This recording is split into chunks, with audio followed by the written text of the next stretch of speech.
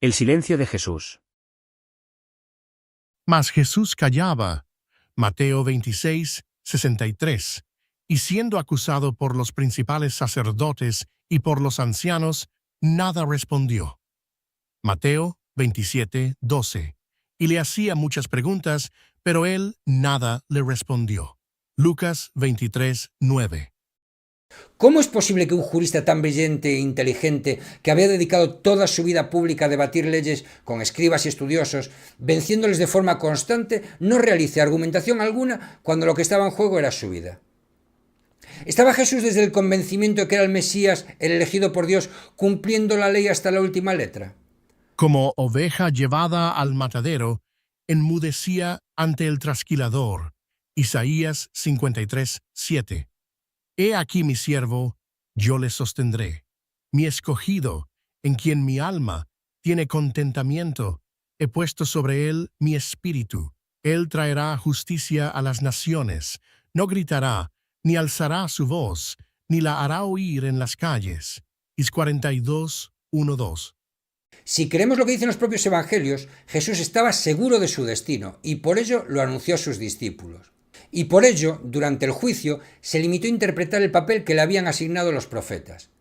Sea cual fuere el motivo de su comportamiento, la pasividad de Jesús nunca debe ser interpretada como una indefensión en un procedimiento injusto, pues todo indica que fue voluntaria, máxime si se tienen en cuenta sus largos años de predicación sobre la interpretación de la ley.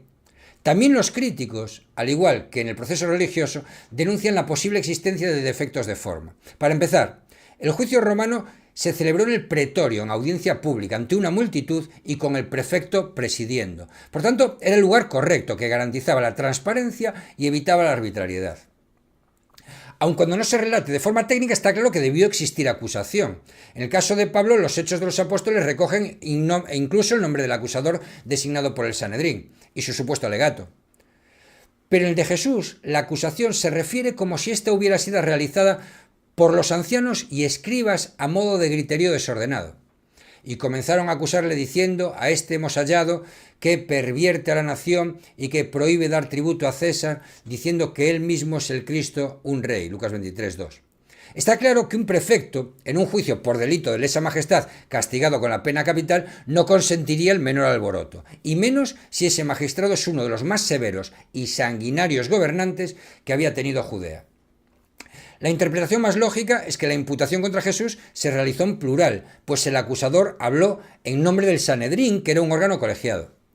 De todos modos, el lenguaje de los evangelios es tan confuso y falto de técnica jurídica que los papeles se mezclan, por lo que otorgarles fidelidad jurídica es erróneo.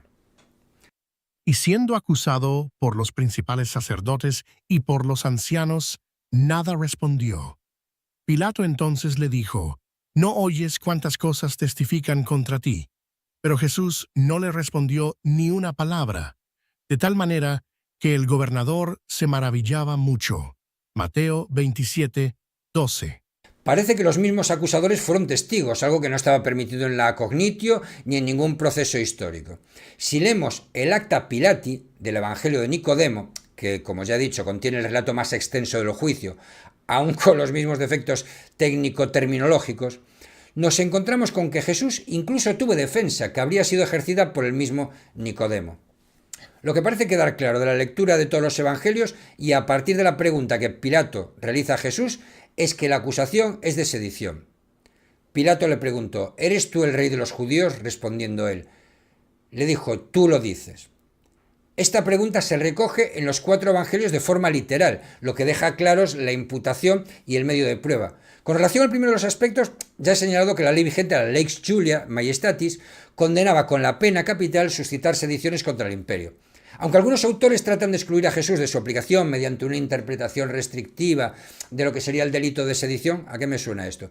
No ha de olvidarse que dicha ley fue aplicada con frecuencia durante sus primeros años, incluso con abuso, para toda confabulación contra el emperador. Si recordamos que Poncio Pilato y Herodes se habían trasladado a Jerusalén, que no era su ciudad de residencia, y habían reforzado las guarniciones para prevenir cualquier revuelta armada, hombre, lo lógico es pensar que habían dispersado informadores por toda la ciudad, incluso en el templo, como el prefecto había hecho con anterioridad y volvería a hacer en ocasiones similares. Sería lógico, por tanto, que el prefecto fuese claro conocedor de la entrada triunfal de Jesús. Nicodemo incluso relata que un sirviente se la describió.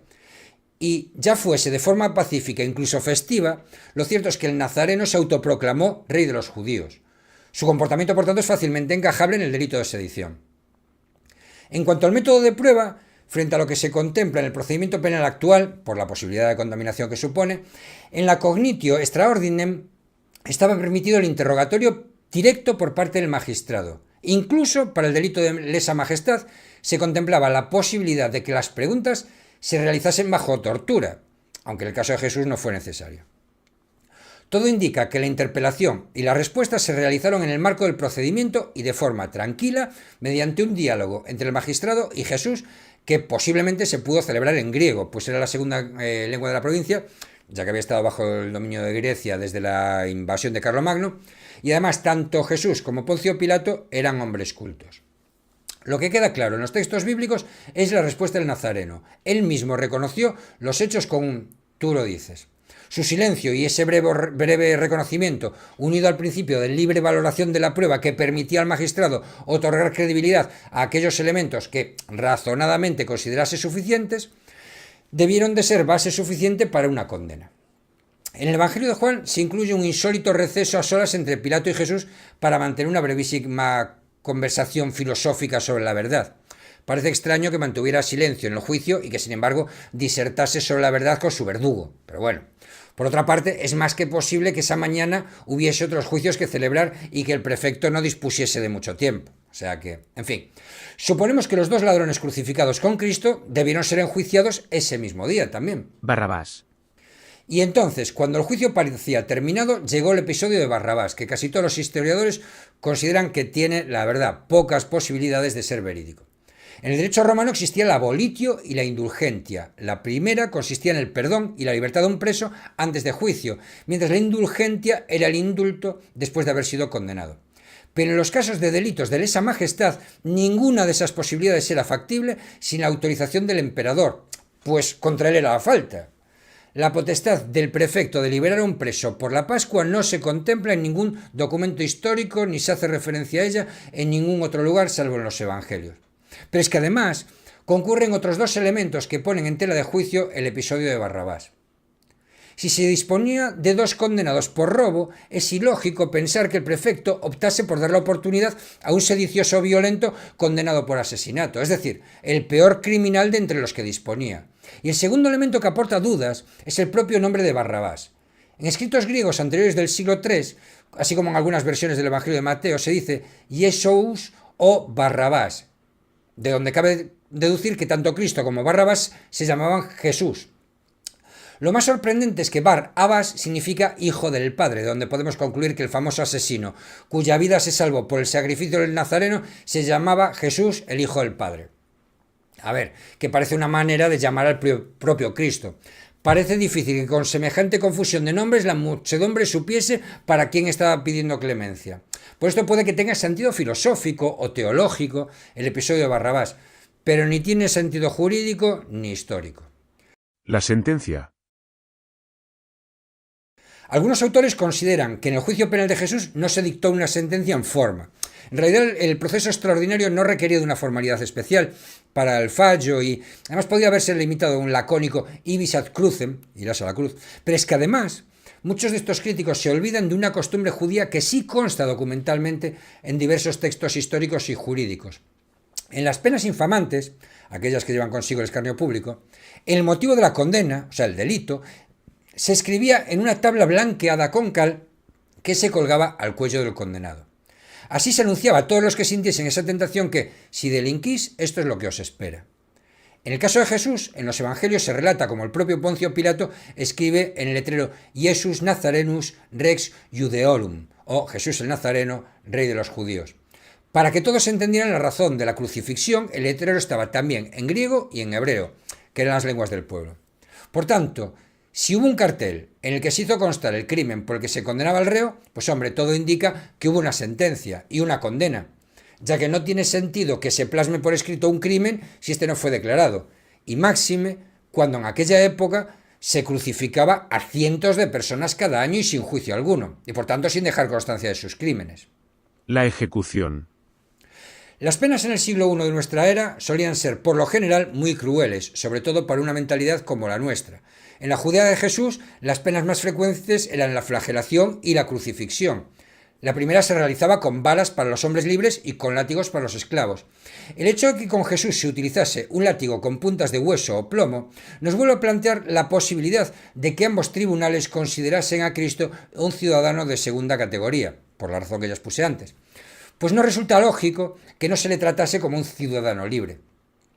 También se podía utilizar la flagelación a veces como medio de interrogatorio para los delitos de sedición. Sin embargo, respecto a Jesús, todo indica que el castigo formó parte de la pena capital, no de la fase de investigación, dado que confesó durante el interrogatorio. En algunos casos de delitos graves, castigados con la crucifixión, probablemente los atentados contra el Estado no estuviesen incluidos, la flagelación podía ser una forma de apelación material. Es una locura, pero en ocasiones sucedía que ante los tormentos del azotado y sus lamentaciones, el juzgador se conmovía y le perdonaba la vida. Pero vamos, que viendo el carácter de don Poncio, más bien parece que lo que pretendía era el debilitamiento del reo y una muerte más rápida para acabar pronto y minimizar los riesgos de revueltas. En cuanto a la crucifixión como método de ejecución, debemos recordar que no fue ideado por los romanos. Es a los persas a quienes corresponde tal honor de crueldad y sadismo. Roma adoptó el método durante algunas fases de su imperio, lo generalizó, pero ejemplos históricos conocidos son los miles de esclavos que se rebelaron con Espartaco, con el gladiador, y que adornaron la Vía Apia, o los más de 2000 judíos que acompañaron a Judas el Galileo en el año 6. El penado era obligado a llevar el título de su crimen colgado al cuello y a portar el palo travesero de la cruz hasta el lugar en el que se realizaba la ejecución, donde se encontraba ya colocado de forma permanente el madero vertical. Estos postes eran señales de lo que le pasaría a cualquiera que osara actuar contra el imperio. Asimismo, el recorrido hasta el patíbulo era una forma de mostrar a todos los ciudadanos que otro sedicioso había sido condenado. La crucifixión no tenía un método uniforme de ejecución y podía realizarse incluso sin palo travesero. Flavio Josefo describe cómo se ejecutó a los seguidores de Judas el Galileo y señala que los romanos se divirtieron clavando a los prisioneros en las más diferentes posturas, incluso directamente contra las paredes de las casas. Lo que sí está claro es que, fruto de la experiencia, los clavos se insertaban en las muñecas y en los tobillos, pues las palmas de las manos y de los pies no soportan el peso del cuerpo humano. Hoy en día se conservan restos de ajusticiados que presentan ambos tobillos atravesados por el mismo hierro, lo que demuestra pues, que la técnica se perfeccionó mucho. En todo caso, lo que es indiscutible es que la muerte era lenta y dolorosísima, pues se producía por asfixia. El reo debía sostenerse sobre sus heridas lacerantes para poder respirar, pues si se relajaba no podía hinchar sus pulmones. El dolor y el agotamiento iban poco a poco venciendo sus fuerzas hasta que terminaba ahogándose.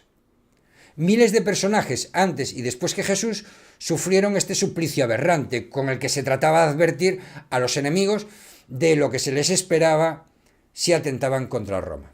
Morir por la fe. Los fieles de las tres religiones monoteístas, con frecuencia, olvidamos que todas ellas tienen un origen común. El Cristo, que hoy llamamos los católicos, creyó firmemente que el destino le había deparado el papel de Mesías de los judíos, es decir, el principal de la fe sionista. Por eso sus seguidores, aun después de la crucifixión, continuaron perteneciendo al credo hebreo. Y no fue hasta pasados unos 50 o 60 años cuando abandonaron dicha iglesia para crear la suya propia. Incluso su permanencia en el seno del judaísmo sería una prueba de que en los momentos iniciales no culpaban al Sanedrín de la muerte del Redentor. Y lo mismo podría decirse de Mahoma, que comienza intentando convertirse en rabí, pero su analfabetismo se lo impide. Por ello, si ya es inconcebible que dos seres humanos recurran a la guerra para resolver sus diferencias, resulta todavía más inaceptable que lo hagan los seguidores de un mismo Dios por el único motivo de ser diferentes en la forma de adorarlo. Es como si varios hermanos se matasen entre sí para demostrar a sus padres el amor que sienten por ellos. Los primeros seguidores de Jesús, aquellos que recorrieron con él el camino de este mundo, continuaron fieles a Jehová, por lo que no culpaban a los judíos, a los que sentían como hermanos de su muerte. Pero los descendientes de aquellos no actuaron igual, y la historia está plagada de mártires que fueron masacrados por el solo hecho de pertenecer al pueblo que crucificó al Hijo de Dios.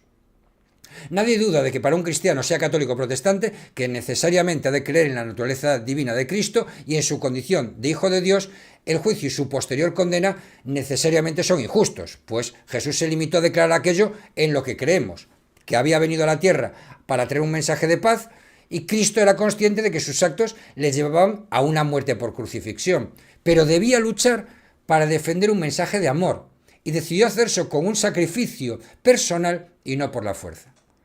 Lamentablemente, muchos de los que afirman ser seguidores del Nazareno ignoran sus enseñanzas para matar en su nombre.